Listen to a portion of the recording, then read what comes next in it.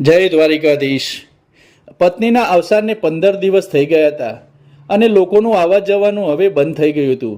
જૂની યાદોમાં ખોવાયેલ એકલા બેઠેલ હતો ત્યારે અચાનક તેની પત્ની દ્વારા લખેલો પત્ર મળ્યો। પત્રમાં લખ્યું હતું, પ્રિય પતિદેવ, મને કેન્સર હોવાનું નિદાન થયું છે, તે પણ છેલ્લા સ્ટેજમાં ચાલી રહ્યું છે। હું પણ આ જાણું જ છું। હવે મારી પાસે બહુ ઓછા દિવસો બાકી છે। હું એ પણ જાણું છું કે તમે તમારી બધી બચત મારી સારવાર પાછળ ખર્ચી દીધી છે, તમામ ઘરેણાં વેચી દીધા છે। આટલી મહેનત કરીને આપણે જે પ્લોટ ખરીદ્યો હતો તે પણ મારી બીમારીના કારણે તે વેચાઈ ગયો છે। તમે મને આ બધી વાતો ના કહે તો પણ મને ખબર પડે જ છે। હું તમારી અર્ધાંગીની છું। જીવનના 12 વર્ષ મેં તમારી સાથે વિતાવ્યા છે। હું તમારો ચહેરો જોઈને સમજી જ જાઉં છું તમે કઈ સ્થિતિમાં છો, પણ મારી લાચારી તો જુઓ। હું તમારા આંસુ પણ લૂછી શકતી નથી। જ્યારે તમે એકલા રડો છો ત્યારે હું તમને સંતાઈને જોઉં છું, પછી હું મારી જાતને રડી લઉં છું। આપણા માટે આ જીવનનું શું છે એ કંઈ ખબર નથી પડતી। આંસુ પણ લૂછી શકતી નથી।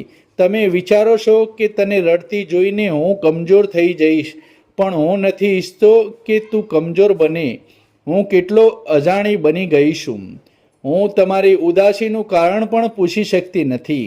આ દિવસોમાં આપણે જાણીએ છીએ તે દરેક આપણને મળવા આવે છે। કદાચ હવે હું 1-2 દિવસની મહેમાન છું। કદાચ મારી જિંદગી પૂર્ણ થઈ ગઈ છે। આ કેવો ભગવાનનો બોલાવો છે જે મને પહેલેથી જ ખબર છે। હું મૃત્યુથી ડરતી નથી। મને ડર લાગે છે કે તમે મારી જુદાઈને કેવી રીતે સહન કરશો। સાંજે ઘરે આવતા જ તમે મને શોધો છો, પણ હું ઘરે નહીં મળતું। તમારા હૃદયને મજબૂત કરજો।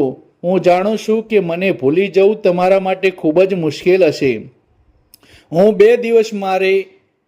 બે દિવસ માટે મારા માતા પિતાના ઘરે જાઉં ત્યારે તમે મારી પાછળ આવો છો, પરંતુ હવે કાયમ માટે ભગવાનનો બોલાવો આવ્યો છે। હાથ અને સાથ બંને છોડીને જઈ રહી છું, પરંતુ હિંમત હારતા નહીં। બાળકો હજી ઘણા નાના છે। એમને કહો કે મમ્મી ભગવાન પાસે ગઈ છે, ઝડપથી પાછી આવશે। તમે કહેતા હતા ને કે તું ડરપોક છે। હું વારંવાર રડી જાઉં છું। હવે તમે જુઓ તમારી પત્ની કેટલી મજબૂત બની ગઈ છે। તે આ દુનિયામાંથી વિદાય લેવા જઈ રહી છે। દિવસ રાત પીડા સાથે જીવે છે, પણ તે એક વાર પણ રડી નથી। આપનો પ્રવાસ બહુ નાનો હતો, પણ હું શું કરું। હવે પછી હું તમારો સાથ આપી શકીશ નહીં। આટલો બધો પ્રેમ આપવા બદલ આભાર। મારા બધા ક્રોધ સહન કરવા બદલ આભાર।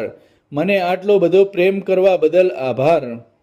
હું જાણું છું કે તમે મને ભૂલી શકવાના નથી। મને ભૂલી જવું તે ખૂબ જ મુશ્કેલ છે, પરંતુ તમે તમારી જાતને નિયંત્રિત કરવાની જરૂર છે। હું દરરોજ આકાશમાંથી જોઈશ। સમયસર સ્નાન કરો છો, સમયસર ભોજન લો છો, કારણ કે તમે આ બધું યાદ કરાવવા માટે હું તમારી સાથે હોઈશ નહીં। હવે ત્યાં તમારે જાતે જ કરવાનું છે। હું હવે ત્યાં રહીશ। હવે આલસ કરવાનું પણ બંધ કરી દેજો। જ્યાં સુધી હું ત્યાં હતી ત્યાં સુધી તમે ઘરની બધી ચિંતાઓમાંથી મુક્ત હતા। બંને બાળકોની જેમ તમારું પણ ધ્યાન રાખવું પડતું હતું, પણ હવે તમે બાળક બનવાનું બંધ કરી દેજો। હવે ગુસ્સો કરવાનું બંધ કરો, કારણ કે તમારી પત્ની હવે તમને મનાવવા ત્યાં નહીં હોય। હવે તૂટવાનું બંધ કરી દેજો, કારણ કે તમારી પાસે સાથ આપવા માટે પત્ની નહીં હોય। હે જીવન, તારી યાત્રામાં આટલું દુઃખ કેમ છે? જેઓ જીવવા માંગતા નથી તેમના માટે તમે ખૂબ લાંબુ જ છો, પણ જીવવા માગનારાના શ્વાસ આટલા ટૂંકા કેમ છે? હું હવે લેખ લખતી નથી। મારા હાથમાં તાકાત નથી, તેમ છતાં હું લખી રહી છું। 2 દિવસથી તમે ઊંઘ્યા ન હતા, એટલે આજે ગાઢ ઊંઘમાં છો। મને લખવાનો સમય છે, પણ હું લખવાનું બંધ કરીને થોડી વાર તમારી તરફ જોવા માગું છું। મને ખબર નથી કે સવારે હું ઉઠું કે ના પણ ઉઠું। આજે મેં છેલ્લી વાર તમારા હાથનું ઓશિંકું બનાવ્યું છે અને સુવા માગું છું. મારે મારા કાન તમારી છાતી પર લગાડવા છે અને ધબકારામાં ખોવાઈ જવું છે.